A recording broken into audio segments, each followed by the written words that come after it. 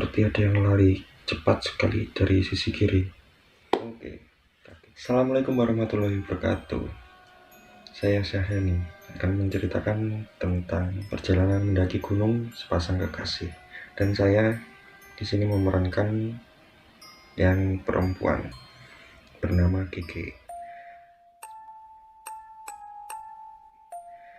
Sebelumnya, bismillahirrahmanirrahim. Semoga kalian tetap sehat dan terhindar tentunya dari wabah yang sedang melandai di negeri kita. Dan tentunya semoga semua urusan pribadi kalian tetap diberikan jalan dan dimudahkan rezeki kalian.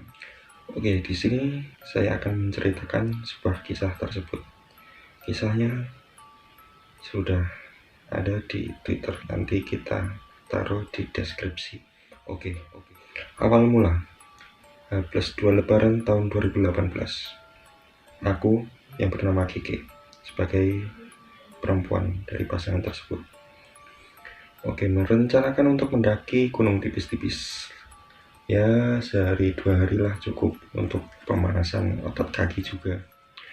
Oke, kita udah searching cari tahu info soal gunung satu ini. Karena emang sengaja nggak mau lewat jalur wisata yang ada di Kabupaten Kediri. Oke, sebelumnya kita akan mendaki ke Gunung Kelut via Tulungrejo yang ada di Blitar. Lanjut, setelah kita mencari info-info tentang Gunung Kelut tersebut dan jalur pendakiannya, lanjut kita ajak teman-teman dan juga pacar saya. Aku tanya sebelumnya ke pacar saya, "Mas, Kelut piye? Tipis-tipis wae." Terus pacar saya menjawab, "TikTok apa ngecam? Adewe kudu ngejak konco sing wis paham daerah kono. Kita harus ngejak teman yang sudah tahu jalur daerah sana." Oke, setelah diskusi lama dan memikirkan sebuah pendakian tersebut, kami memilih untuk ngecamp semalam karena aku ambil libur 3 hari dalam kerjaku untuk H-1 pendakian. Aku yang masih harus kerja, sibuk melakukan persiapan pribadi soal perlengkapan beserta lain-lainnya. Sibuk ajak temen juga yang pernah ke sana, dan udah dapet temen, udah deal, kita tinggal berangkat ke kota Kediri sebagai midpoint sekaligus pinjam tenda. Rencana ke Kediri sore hari. Lanjut, kita OTW ke Kediri. Malang sore itu cerah sekali. Waktu bus melewati Pujon, sunsetnya keren. Oke, sumpah di sini sangat bagus. Diiringi lagu One Ok Rock. Perjalananku naik Tayo alias bis. Tiba di hari pendakian. Aku menghubungi pacar saya. "Mas, ayo. Udah jam 9 ini loh. Biar nggak kemalaman, takut keburu mendung." Aku bingung nge-WA Mas Adit, cowokku tentunya. Karena sampai jam 11 siang belum kelar juga. Udah rentalan nggak buka. Habis itu teman juga membatalkan niatnya untuk ikut kita. Lanjut, kita mencari-cari rentalan tenda dan perlengkapan camp lainnya. Oke, akhirnya kita mencari-cari di Google Maps. Ketemulah rental area Blitar. Lanjut perjalanan 1,5 jam dari kota Kediri menuju Blitar. Pas sudah nyampe ke tempat rental, "Pak, Blitar cerah ya?" Mas Adit bertanya kepada Pak Rental seperti itu. Pak Rental menjawab, "Cerah Mas, mau kemana toh? Ke Kelut ya Mas Adit?" Lantas membalas omongan dari Bapak Rental tersebut. "Nggih Pak, alhamdulillah. Kalau cerah, jauh nggak ya Pak basecamp dari sini?" Pak Rental masih ancer-ancer buat ke basecamp Kelut via Tulungrejo. Lanjut, kita jalan. 5 km dari basecamp kami memutuskan membeli sayur bumbu dengan harapan asupan makanan kita tetap sehat. Lanjut, tiba-tiba nggak ada mendung dan hujan deras mengguyur. Panik dong kita. Untung tetap bawa jas hujan single seat tentunya. Lanjut, kita sampai base camp pada pukul setengah 2 siang dan hujan masih awal. Kami melakukan registrasi sambil menunggu hujan reda.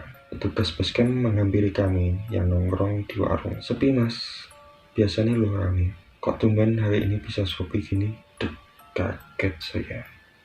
Waduh, nggak ada pendaki lain mas.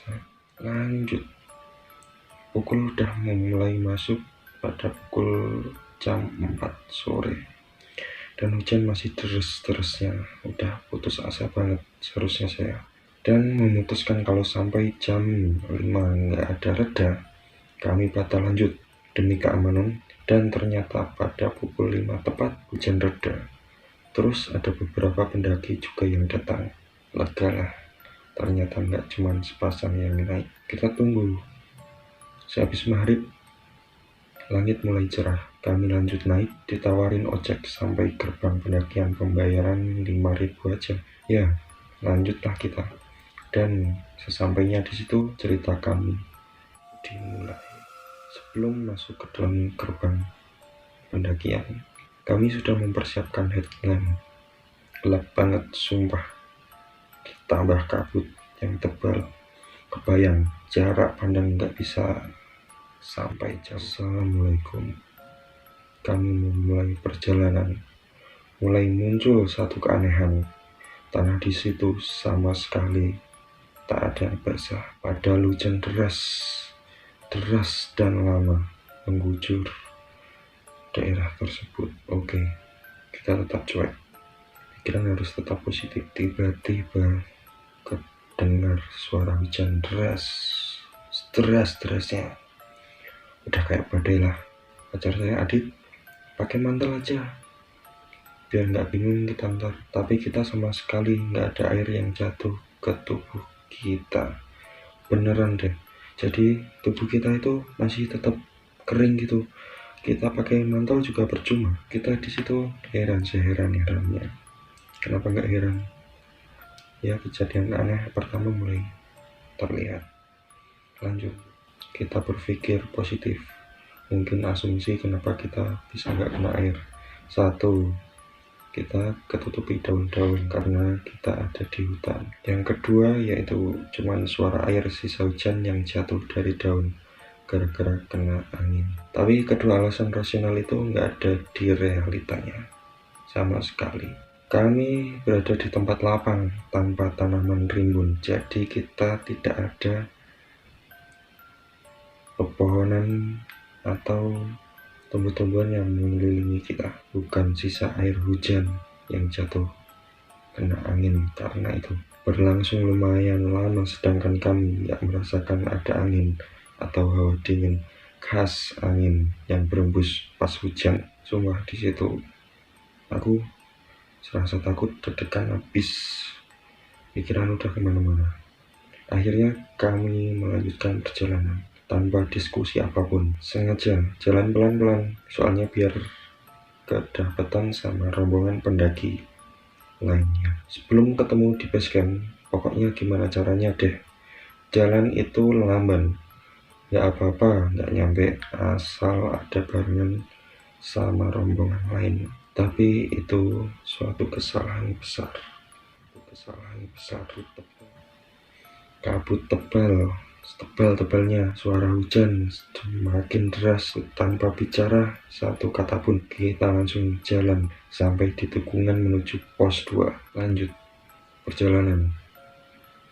Aku di situ menemui sesuatu, tapi aku sedikit agak mencuekkan diri. Oke, notice di sana ada yang gerak-gerak di depan, tepatnya di bawah pohon.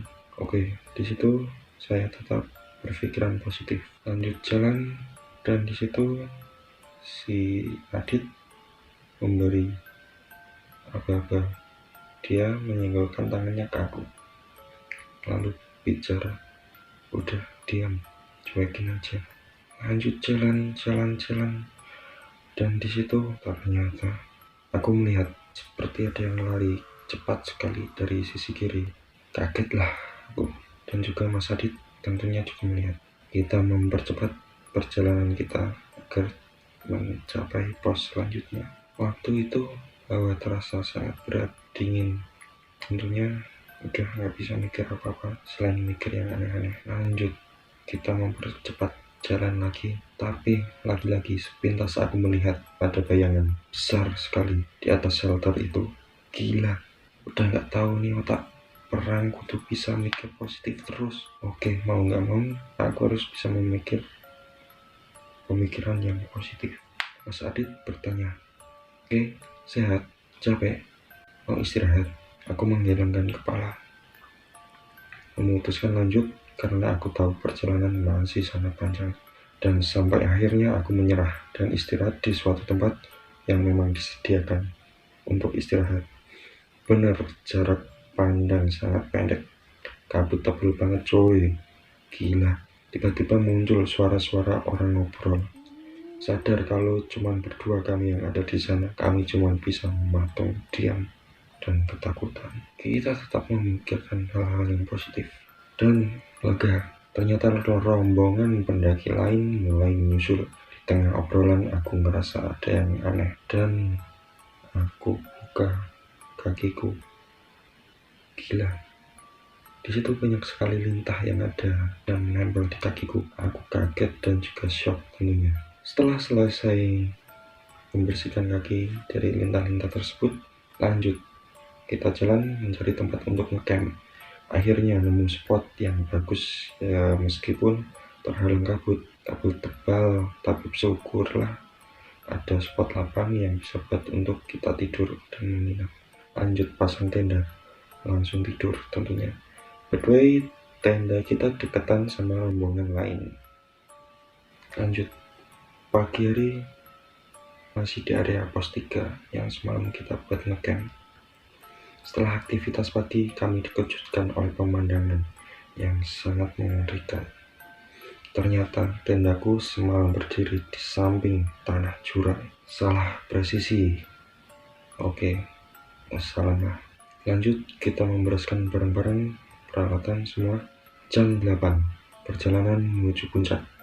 Medan pendakian ini sumpah gila. Aku mikir udah nggak kayak miniatur gunung Rang gitulah. Gila. Merinding semua, kanan kiri jurang dan kabut pula. Pemandangan menakjubkan ala-ala andong perak. Gagal terlihat, ekspektasi bakal cerah ternyata semua tertutup oleh kabut. Jalan lagi menuju puncak. Sial, sesampainya puncak gagal. Semua tertutup kabut tebal semua. Jarak pandang sangatlah pendek. Oke, kali ini kita siap. Oke lah, kita melanjutkan untuk turun. Tiba-tiba hujan turun sangat deras. Padahal matahari terang benderang. Aneh bukan? Udah nggak bawa jas hujan, nekatlah kami. Semua lancar, aman, nyaman. Sampai di antara perjalanan di jalur punggung naga, Adit berkata, hati-hati, jalurnya licin. Kok aneh ya? Padahal cerah loh. Aku berkata, iya mas, prediksi bapaknya kemarin juga nggak akurat. Ayolah kita jalan, kata si Mas Adit, biar nggak kemalaman gitu sampai ke dirinya. Siap, aku juga, mantap, lanjut. Aku jawab seperti itu. Dan dari ketinggian kurang lebih 5-6 meter aku terjatuh. Keras banget, mukaku menghantam batu dan tanah di jalur pendakian menghantamnya. Oke. Semua muka terasa sakit semua. Serasa seperti udah nggak kuat gitu, tapi aku tetap memaksakan. Mau nggak mau aku tetap sadar, harus sadar. Lalu kerasa sekali seperti tubuhku diguncang. Rasanya pengen teriak. Waktu itu gila, aku juga sangat kaget. Oke, di sini aku merasakan seperti sakit sekali. Di bagian pipi kanan untuk berusaha ngomong pun sangatlah susah. Ya, pas nyusruk, pas terjatuh, gigiku ikutan incip-incip tanah lah dikit. Sumpah sakit sekali. Yang aku pikiran cuman, ya Allah, aku belum ketemu calon mertua. Ini gigi depan pula. Oke, di sini udah kita lanjut naik lagi dan untuk melanjutkan berjalan turun. Gila, jalur naga ini memang terkenal curam berbatu. Meskipun ada tali untuk membantu proses pendakian, tapi tetap harus hati-hati pas cari pijakan kaki untuk menapak. Di situ si Mas Adit menawarkan, "Oke, aku gendong ya." Tapi aku menolak. "Aku masih bisa jalan, Mas." Lanjut sampai di tempat istirahat untuk kita istirahat minum-minum. Terasa sekali sakit semua badanku. Rencana langsung packing turun terpaksa tertunda beberapa jam sampai akhirnya jam 5 kami memutuskan untuk turun ke base camp. Dan lagi-lagi kami hanya berdua turun. Rombongan lain memilih untuk menunda esok hari. Oke, baiklah. Selama perjalanan, aku berusaha menahan rasa sakit di lutut. Hujan kabut lagi menghiasi perjalanan kami. Sungguh, aku udah gak mampu lagi mengutuk keadaan. Aku cuma pengen sampai base camp. Sampai akhirnya sesuatu yang aneh kembali terjadi. Azan berkumandang. Azan maghrib tentunya. Bertepatan kita ada di jalur antara pos 3 dan pos 2. Kita lanjut dengan alasan takut kemalaman. Di tengah perjalanan, aku seperti mendengar, "Ke, do, ke." Suara itu seperti masuk ke dalam telingaku pelan, tapi kayak ada di dalam telingaku, seperti bisikan seperti itu. Seketika beban karirku enteng. Gitu juga dengan badan-badanku yang sepertinya tidak ada beban. Sampai-sampai si Mas Adit meminta berhenti untuk istirahat. Aku nggak nyangka banget, nggak nyangka sekali. Aku sama sekali nggak ngerasa sakit, apalagi capek. Kabut tambah pekat pas lewat shelter yang roboh. Dan apa yang aku lihat, bayangan super besar. Di ujung jarak pandang ke depan, gila. Pengen teriak-teriaknya sekencang-kencangnya. Di sini aku cuma bisa menangis sambil kaki yang terus melangkah. Bener dah, gila. Kaki kayak ada yang gerakin sendiri. Bayangin aja, sampai akhirnya kebun bambu. Aku sampai di sana, aku dengar suara gamelan. Aku pegang tas Mas Adit dengan sangat erat, please. Gila, mencengangkan sekali keadaan di sana. Suara gamelan itu terdengar sampai sejauh-jauhnya kita melangkah sampai gerbang. Sesampainya di gerbang luar tadi, niat kami untuk menghubungi nomor bapak ojek basecamp sebelumnya, tapi ternyata nomornya hilang. Udah nggak tahu lagi deh betapa parahnya. Aku nunggu sambil berdoa. Si Mas Adit juga berusaha tenangin aku. Di sela aku berdoa, banyak suara yang masuk ke dalam telingaku. Dia berkata, "Ojo ngalih. Duk, kene duk." Suara rame sekali, serame-ramenya. Tapi di sana keadaan sepi. Dan bersyukurnya si bapak ojek tadi datang bersama dengan pendaki-pendaki rombongan lainnya. Jalanlah ke basecamp. Sampai basecamp baru terasa sakit sekali lutut sama beberapa bagian tubuhku. Dan mulai juga Mas Adit cerita dan membenarkan apa yang terjadi pada pengalamanku saat di atas. Dia pun mendengarkan ada yang panggil-panggil di waktu yang sama. Dia mendengar seperti kata-kata, "Dit, Adit, Le, Adit." Ya, aku berusaha positif thinking lah, tapi makin masuk telinga suaranya bahwa sekitar ya enak banget, sangat-sangat enak. Cerita Mas Adit yang semakin membuat aku yakin tentang semua kejadian aneh tadi. Tapi, kamu kayak kesurupan tadi, kata Mas Adit. Kamu jalan kayak ada capek-capeknya, tatapanmu kosong. Aku ajak ngomong kamu ya, kamu cuekin, kata si Mas Adit. Karirku terasa sangat berat waktu perjalanan tadi tentunya. Duh, pantas aku lihat selama perjalanan tadi Mas Adit tersengal-sengal ternyata. Ternyata ada salah satu pemangku desa membantuku mengurut cedera di beberapa bagian tubuhku sambil bercerita tentunya. Dia berkata, "Mbak, panjenengan kok berani sih sama masih jalur pendakian itu loh baru." Ternyata jalur pendakian itu baru, ditambah lagi wingit. Tapi kalau kebetulan dapat oleh-oleh, ya berarti jangan disambut di sana. Aku bertanya, oleh-oleh? Iya mbak, oleh-oleh kayak pengalaman-pengalaman mistis begitu. Ya contohnya mbaknya dan masnya disambut tadi. Terus aku ceritain pengalamanku sama si Mas tadi, dan malah dapat ucapan selamat. Wah, selamat nih mbak. Mbak E sama Mas E disambut di sana. Berarti kalian istimewa, jarang-jarang loh mbak. Tukang urutnya tadi berkata seperti itu. Ya kali pak, kalau disambut pakai makanan-makanan yang enak ya lumayan lah. Nah ini kita malah disambut dengan hal-hal mistis seperti itu. Nah setelah kejadian itu tentunya aku mulai vakum dan tidak menikmati pendakian lagi sampai hari ini. Padahal kangen banget. Dari sini kelihatannya Mbak Keke kapok kali ya. Oke, selesai. Bagaimana tentang cerita tersebut?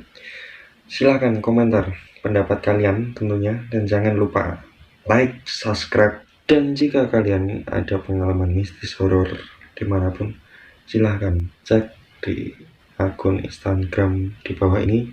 Silahkan kalian bercerita di sana. Insya Allah saya akan menceritakan ulang di channel saya ini. Saya Syahdani dari Storycat pamit undur diri. Wassalamualaikum warahmatullahi wabarakatuh.